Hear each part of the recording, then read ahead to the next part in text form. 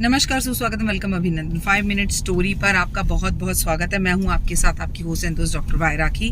आज की एकादशी की बहुत बहुत शुभकामनाएं। और ये कृष्ण पक्ष के भाद्रपद में रखी जाती है और भादों के इस महीने की इस एकादशी की हार्दिक शुभकामनाएं। आपने कहावत तो सुनी है राजा हरिश्चंद्र के बारे में कि जो व्यक्ति बहुत सच बोलता है मुझसे उसे बोल देते हैं तू राजा हरिश्चंद्र की औलाद है क्या।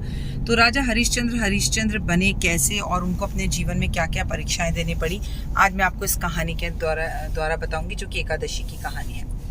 एक बार क्या हुआ, राजा हरिश्चंद्र सो रहे थे। उनके सपने में सप्त ऋषियों में से एक ऋषि सपने में आए और सपने में आने के बाद उन्होंने देखा कि वो सारा राजपाट अपना सब कुछ जो है वो ऋषि को दान कर रहे हैं। जब वो अगले दिन उठे तो विश्वामित्र जो ऋषि थे वो सामने उनके खड़े थे और बोले, तुमने तो मुझे कल रात सपने में अपना सब कुछ दान कर दिया है। तो वो तो राजा हरिश्चंद्र थे, सच बोलते थे। बोले हाँ बिल्कुल सच है, सपना तो मैंने देखा था कि मैं अपना राजपाट आपको दान कर रहा हूँ। तो ऋषि ने बोला कि चलो फिर अब तुम यहाँ से जाओ और अपना सब कुछ मुझे दान कर दो। जब राजा हरिश्चंद्र ने कहा ठीक है आप सब कुछ ले लीजिए, मैं अपने बेटे और अपनी पत्नी को लेकर निकल रहा हूँ। तो ऋषि बोले नहीं, मुझे 500 मुद्राएं भी दो।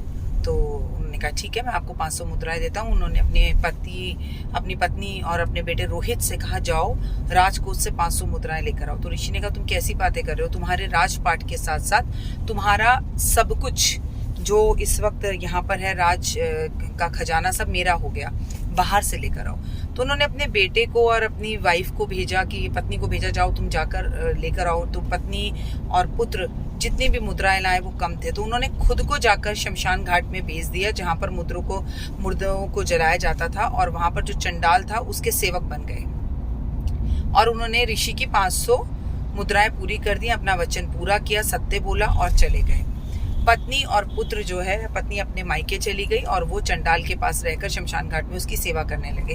वो वहीं बैठे बैठे अक्सर सोचा करते थे कि क्या हुआ, कैसे हुआ, अब इन कष्टों और तकलीफों से कैसे निकलूंगा। तभी उन्हें जंगल में एक दिन ऋषि मिले और उन ऋषि ने कहा उनसे कि 3 दिन बाद भाद्रपद मास की कृष्ण पक्ष की एकादशी उस व्रत को रखो, तुम्हारे सारे कष्ट दूर होंगे। उन्होंने कहा मैं जरूर रखूंगा। अभी वो ये सोच ही रहे थे, इतने में पत्नी जो है भागी हुई आई और बोली कि मेरे बेटे की तबीयत बहुत खराब है और बेटे को सांप डस गया है, सांप डसने से उसकी मृत्यु हो गई है और तुम इसका अंतिम संस्कार कर दो।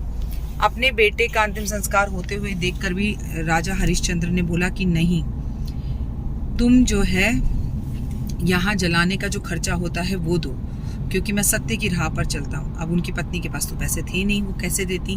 तो उन्होंने अपनी चुनरी फाड़कर उनको नेक दे दिया कि यही पैसे हैं मेरे पास, ये ले लो। इतने में हरि विष्णु भगवान बेहद खुश हुए, आकाशवाणी हुई और भगवान विष्णु ने उनकी सत्य की जीत को देखते हुए उनके पुत्र को जीवित कर दिया और उनको वरदान दिया कि मैं तुम्हें वरदान देता हूँ कि तुम एकादशी का व्रत रखो और भक्ति भाव से रखो और पूरे परिवार के साथ रखो, तुम्हें तुम्हारा राज्य वगैरह सब कुछ मिल जाएगा और रहती दुनिया तक तुम्हारा नाम रहेगा। शायद कल आप और मैं ना हो, ये बात सत्य है, लेकिन राजा हरिश्चंद्र का नाम रहेगा। ये है एकादशी के व्रत का प्रभाव। तो मन से रखिए एकादशी का व्रत। फिलहाल दीजिए इजाजत, नमस्कार।